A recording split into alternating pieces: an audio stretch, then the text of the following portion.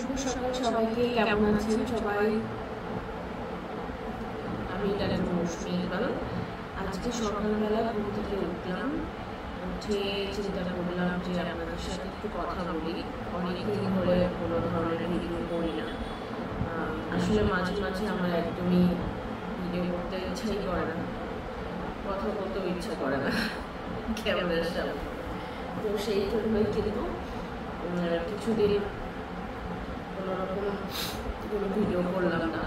আসলে এটা কিন্তু করা উচিত আমাদের। মাঝে যখনই আমরা কোনো কাজে আমাদের ইচ্ছা করে না, কিছু সময়ের জন্য যদি আমরা ব্রেক নিতে পারি, ব্রেক বলতে আসলে ওই কাজটা কিছুদিনের জন্য না করা বা ওই কাজটা নিয়ে একটু চিন্তা না করা, তাহলে কিন্তু আবার ওই কাজে উৎসাহ ফেরত আসতে পারে।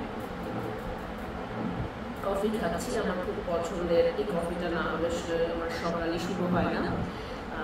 এখানে এটা আমি খাই হচ্ছে নেসক্যাফে গোল্ড, যেটা কিনা মিডিয়াম রোস্টেড থাকে।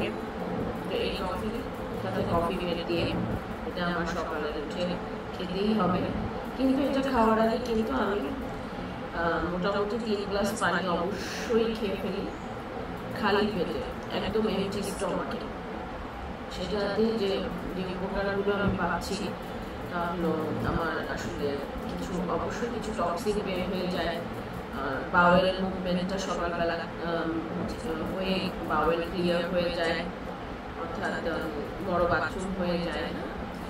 আর কিছু সকালে ওঠার পর থেকে 3-4 ঘন্টা আমি খুব হাইড্রেটেড থাকি এই 3 গ্লাস পানিতে। এর মাঝে কফি খাই। যে জন্য আসলে আপনাদের সাথে কথা বলতে আসা। আমি এখন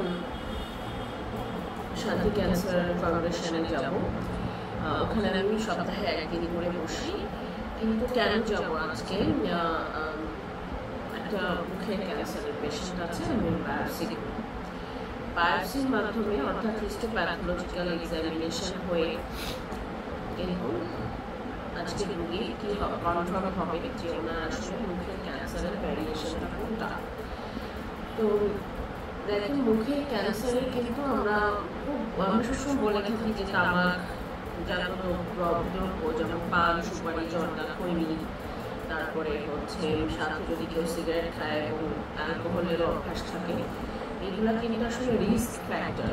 রিস্ক ফ্যাক্টর মানে হচ্ছে এগুলো খেলে আপনার শরীরে ক্যান্সার হওয়ার সম্ভাবনা থেকে যায়।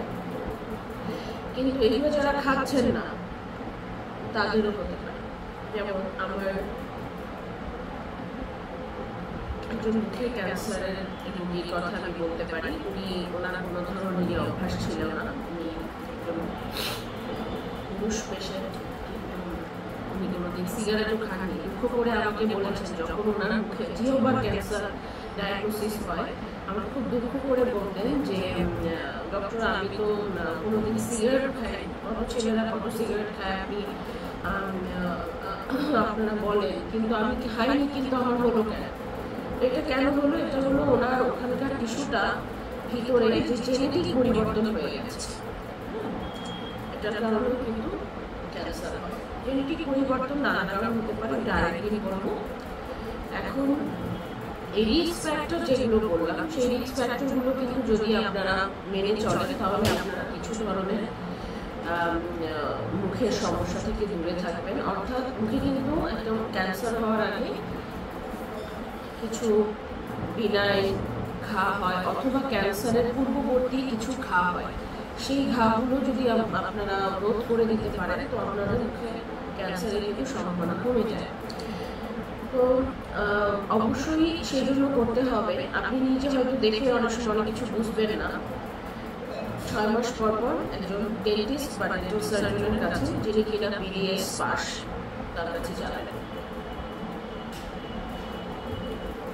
এবং অভিজ্ঞ যারা এই ধরনের মুখের ঘা নিয়ে কাজ করে, ক্যান্সার নিয়ে কাজ করে, মুখের ক্যান্সার নিয়ে, তাদের কাছে গিয়েও 6 মাস পর পর আপনি মুখটা পরীক্ষা করে আসতে পারেন। যদি একটা মানুষের হেলথ চেক আপ হতে পারে বছরে একবার, তাহলে কেন মুখে চেক আপ হতে পারবে না? ওটা তো হওয়াই উচিত, ওটা তো আসল জায়গা। প্রতিদিন আমরা কথা বলছি, খাচ্ছি, ঢোক গিলছি, খাবার, এত মজার মজার খাবার আমরা চাবাই চাবাই গিলে ফেলছি। আমাদের কত ইম্পর্টেন্ট একটা জায়গা শরীরে, সেটার যত্ন আমাদের নিতে হবে এবং আমরা আপনাদেরকে নিতে সাহায্য করছি। ভালো থাকবেন সবাই, আবারও কথা হবে। আর কিছু জানতে চাইলেও আমাকে বলতে পারেন। ধন্যবাদ।